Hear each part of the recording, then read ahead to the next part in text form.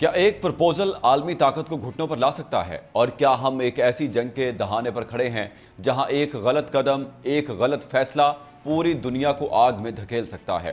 آج کی کہانی کسی عام سفارتی پیشکش کی نہیں بلکہ ایک ایسے لمحے کی ہے جس نے واشنگٹن کے ایوانوں میں ہلچل مچا دی اور دنیا کو ایک نئی غیر یقینی صورتحال میں دھکیل دیا۔ جب ڈونلڈ ٹرمپ اپنے جہاز میں بیٹھے اور ایران کی جانب سے بھیجا گیا پرپوزل کھولا تو انہیں لگا شاید یہ وہ لمحہ ہے جہاں ایران جھکنے جا رہا ہے، شاید یہ وہ موقع ہے جہاں امریکہ اپنی جیت کا اعلان کرے گا۔ لیکن جیسے ہی وہ لفافہ کھلا، منظر یکسر بدل گیا۔ وہ پرپوزل نہیں تھا، وہ ایک چیلنج تھا، وہ مذاکرات نہیں تھے، وہ ایک اعلان تھا۔ ایران کی طرف سے آنے والی شرائط نے نہ صرف امریکی توقعات کو توڑا بلکہ پورے پاور گیم کو الٹ کر رکھ دیا۔ کیا یہ واقعی ایک ڈیل ہے یا ایک واضح پیغام کہ اب کھیل بدل چکا ہے؟ آج کے ولاگ میں ہم پس پردہ حقائق سے پردہ اٹھائیں گے جو پہلے کبھی سامنے نہیں آئے۔ آپ دیکھ رہے ہیں 92 نیوز ڈیجیٹل اور میں ہوں محمد اسحاق۔ ناظرین، ڈونلڈ ٹرمپ کے لیے یہ ایک بہت بڑا جھٹکا ثابت ہوا ہے۔ اطلاعات کے مطابق جب وہ جہاز میں بیٹھے اور ایران کی طرف سے آنے والا پرپوزل کھولا تو صورتحال توقع سے بالکل مختلف نکلی۔ انہیں امید تھی کہ ایران کچھ رعایتیں دے گا، کچھ لچک دکھائے گا، لیکن جو شرائط سامنے آئیں وہ حیران کن تھیں۔ رپورٹس کے مطابق اس پرپوزل میں مطالبہ کیا گیا کہ ایران کے گرد موجود تمام امریکی فوجی اڈے ختم کیے جائیں، خلیجی ممالک میں امریکی فوجی موجودگی ختم ہو اور بحری ناکہ بندی فوری ختم کی جائے۔ ساتھ ہی یہ بھی کہا گیا کہ اگر شرائط پوری نہ ہوئی تو رد عمل دیا جا سکتا ہے۔ مزید یہ کہ ایران نے اپنے اثاثوں کی واپسی اور پابندیوں کے خاتمے کا بھی مطالبہ کیا۔ اگر ان دعووں کو دیکھا جائے تو یہ ایک سخت موقف ضرور ہے، لیکن یہ بھی حقیقت ہے کہ اس طرح کی معلومات اکثر غیر مصدقہ رپورٹس یا تجزیوں کا حصہ ہوتی ہیں جن کی باقاعدہ تصدیق سرکاری سطح پر نہیں آتی۔ اسی لیے ان خبروں کو مکمل حقیقت سمجھنے سے پہلے احتیاط ضروری ہے۔ دوسری جانب ناظرین، ایک اور دعویٰ یہ بھی سامنے آیا ہے کہ ایک ایرانی آئل ٹینکر نے امریکی بحری دباؤ کے باوجود تیل کی ترسیل جاری رکھی۔ اگر ایسا ہوا ہے تو یہ یقینی طور پر امریکہ کے لیے ایک سفارتی اور اسٹریٹجک چیلنج ہوگا، خاص طور پر آبنہ ہرمز جیسے حساس راستے پر۔ ادھر چین کا کردار بھی اہم ہوتا جا رہا ہے۔ چین نے کھل کر کہا ہے کہ وہ ایران سے تیل کی خریداری جاری رکھے گا اور بعض رپورٹس میں یہ بھی ذکر ہے کہ وہ امریکی مالی دباؤ کو کم کرنے کے لیے اپنی حکمت عملی بدل رہا ہے، جیسے امریکی بانڈز میں کمی۔ اسی دوران امریکی فوجی نقل و حرکت، خاص طور پر C-17 اور دیگر طیاروں کی مشرق وسطیٰ میں تعیناتی اس بات کی طرف اشارہ کرتی ہے کہ صورتحال اب بھی حساس ہے اور کسی بھی وقت بدل سکتی ہے۔ حقیقت یہ ہے کہ یہ پورا معاملہ صرف فوجی طاقت کا نہیں بلکہ معاشی، سفارتی اور اسٹریٹجک جنگ بھی ہے۔ ایک طرف امریکہ اپنی برتری برقرار رکھنا چاہتا ہے جبکہ دوسری طرف ایران اپنے علاقائی اثر و رسوخ کو قائم رکھنے کی کوشش کر رہا ہے۔ ناظرین، ایران نے پاکستان کی ثالثی کے ذریعے امریکہ کی 9 نکاتی تجاویز کے جواب میں اپنا موقف واشنگٹن کو پہنچا دیا، جس میں بنیادی زور جنگ کے خاتمے کے نقطے پر دیا گیا ہے۔ ایران ان تجاویز پر امریکہ کے باضابطہ جواب کا منتظر ہے۔ تاہم اس سے قبل امریکی صدر ڈونلڈ ٹرمپ نے سوشل میڈیا پر جاری اپنے ایک حالیہ بیان میں کہا تھا کہ وہ ایران کی جانب سے پیش کردہ منصوبے کا جلد جائزہ لیں گے۔ تاہم ان کا کہنا ہے کہ وہ اسے قابل قبول نہیں سمجھتے۔ ٹرمپ نے مزید کہا کہ ایران پر دوبارہ حملے کرنے کے امکانات موجود ہیں۔ ایران نے جو کچھ کیا ہے اب تک ایران نے اس کی زیادہ بڑی قیمت ادا نہیں کی۔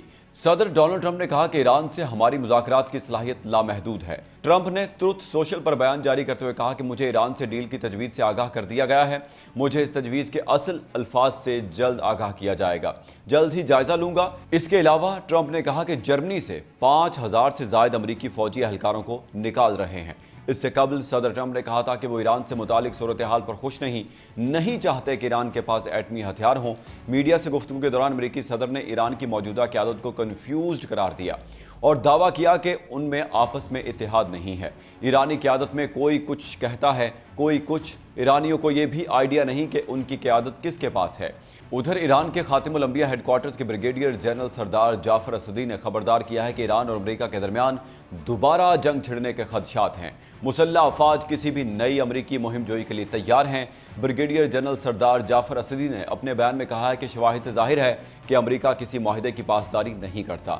انہوں نے کہا کہ امریکہ اور ایران کے درمیان دوبارہ تنازع کا امکان موجود ہے۔ نہ صرف ایرانی مسلح افواج اور عوام بلکہ وہ سیاسی گروہ بھی جن میں کبھی کبھی اختلافات رائے ہوتا تھا، آج متحد ہیں۔ یہ بیان اس وقت سامنے آیا جب امریکی صدر ڈونلڈ ٹرمپ نے کہا کہ وہ ایران کی مذاکراتی پیشکش سے مطمئن نہیں ہیں۔ ایرانی سرکاری میڈیا کے مطابق ایران نے جمعرات کی شام اپنی نئی مسودہ تجویز پاکستان کو دی تھی، تاہم اس کی تفصیلات ظاہر نہیں کی گئیں۔ ہفتے کو ایرانی نائب وزیر خارجہ کاظم غریب آبادی نے تہران میں سفارتکاروں کو بتایا کہ فیصلہ اب امریکہ کے ہاتھ میں ہے کہ وہ سفارتکاری کا راستہ اختیار کرے یا تصادم کا راستہ جاری رکھے۔ انہوں نے کہا کہ ایران دونوں راستوں کے لیے تیار ہے۔ ادھر ٹرمپ کا کہنا ہے کہ امریکی نیوی ایرانی بندرگاہوں کی ناکہ بندی کے لیے بحری قزاقوں جیسا کام کر رہی ہے۔ ہم ایران کے جہازوں، کارگو اور تیل پر قبضہ کر رہے ہیں۔ یہ بہت ہی منافع بخش کاروبار ہے۔ ہم بحری قزاقوں کی طرح ہیں، لیکن ہم گیم نہیں کھیل رہے۔ امریکی نیوی نے ایران کی کچھ کشتیوں کو ایشیائی پانیوں میں تحویل میں لیا ہے، جس پر ایران نے اقوام متحدہ کی سلامتی کونسل میں باقاعدہ قرارداد بھی جمع کرائی ہے اور امریکی قبضے سے اپنے جہاز چھڑانے کا مطالبہ کیا ہے۔ دوسری جانب ایرانی دفتر خارجہ کے ترجمان اسماعیل بقائی کا کہنا ہے کہ امریکہ کے صدر نے ایرانی بحری جہازوں کی غیر قانونی ضبطگی کو کھلے عام قزاقی قرار دیتے ہوئے فخر سے کہا کہ ہم قزاقوں کی طرح عمل کرتے ہیں۔ ان کا مزید کہنا تھا کہ امریکی صدر کے اس بیان کو محض زبانی لغزش نہیں بلکہ بین الاقوامی بحری قوانین کے خلاف امریکی اقدامات کی مجرمانہ نوعیت کا براہ راست اور سنگین اعتراف قرار دیا جا رہا ہے۔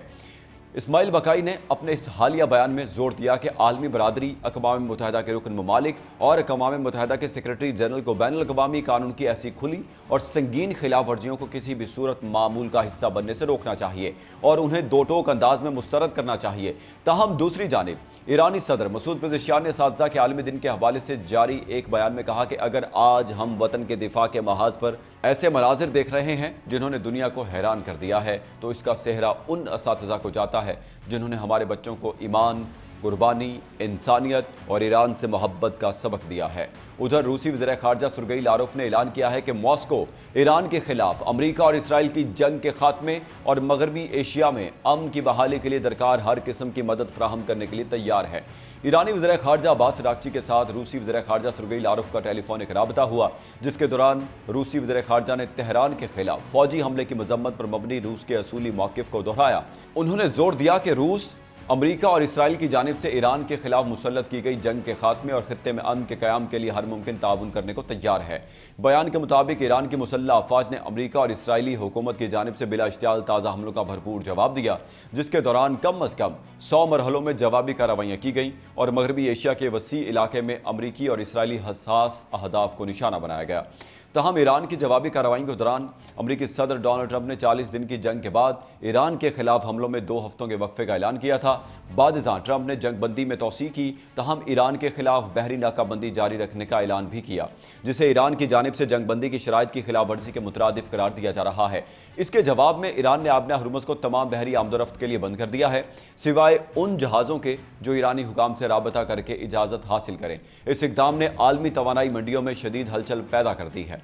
دوسری جانب چین کی وزارت تجارت نے اعلان کیا ہے کہ وہ ایرانی تیل خریدنے کے الزام میں نشانہ بنائی گئی 5 کمپنیوں کے خلاف امریکی پابندیوں کی تعمیل نہیں کرے گی۔ چین ایرانی تیل کا ایک بڑا خریدار ہے، خاص طور پر چھوٹی اور آزاد ریفائنریوں کے لیے جنہیں ٹی پاٹس کہا جاتا ہے۔ یہ ریفائنریاں کم قیمت پر فروخت ہونے والے ایرانی خام تیل پر انحصار کرتی ہیں۔ امریکہ جو ایران کی آمدنی کم کرنے کی کوشش کر رہا ہے نے اس قسم کی ریفائنریوں کے خلاف پابندیاں سخت کر دی ہیں۔ چین کی وزارت تجارت کا کہنا ہے کہ وہ امریکی پابندیوں کو تسلیم نہیں کرتی اور چینی کمپنیوں اور اداروں کو بھی ان پر عمل درآمد یا ان کی تعمیل نہیں کرنی چاہیے۔ وزارت کے بیان میں کہا گیا ہے کہ یہ پابندیاں چینی کمپنیوں کو دیگر ممالک کے ساتھ معمول کی اقتصادی، تجارتی اور متعلقہ سرگرمیاں انجام دینے سے غیر منصفانہ طور پر روکتی یا محدود کرتی ہیں اور بین الاقوامی قانون اور بین الاقوامی تعلقات کے بنیادی اصولوں کی خلاف ورزی کرتی ہیں۔ چینی وزارت نے مزید کہا کہ چینی حکومت ہمیشہ ان یک طرفہ پابندیوں کی مخالفت کرتی آئی ہے جو اقوام متحدہ کی منظوری کے بغیر اور بین الاقوامی قانون کی بنیاد پر نہیں لگائی جاتی۔ گزشتہ روز واشنگٹن نے ایک اور چینی کمپنی پر یہ کہتے ہوئے پابندی عائد کی کہ اس نے ایرانی خام تیل کے کروڑوں بیرل درآمد کیے اور ایران کے لیے اربوں ڈالر کی آمدنی پیدا کی۔ چین کی وزارت تجارت کے بیان میں اس کمپنی کا نام ظاہر نہیں کیا گیا۔ یہ نئی پابندیاں ایسے وقت میں سامنے آئی ہیں جب امریکہ اور ایران کے درمیان سفارتی تعاون برقرار ہے۔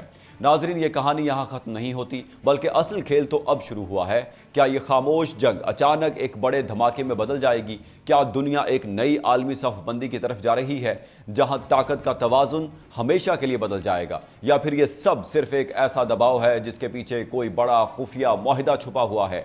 याद रखें, जंगें सिर्फ मैदान में नहीं जीती जाती, कभी कभी एक लिफाफा, एक फैसला पूरी तारीख बदल देता है। अब देखना यह है अगला कदम कौन उठाता है, और वो कदम दुनिया को अमन की तरफ ले जाएगा या तबाही की तरफ। फैसला आने वाला है और शायद बहुत जल्द। आज की व्लॉग से इतना ही, मुझे दें इजाजत। अल्लाह निगहबान।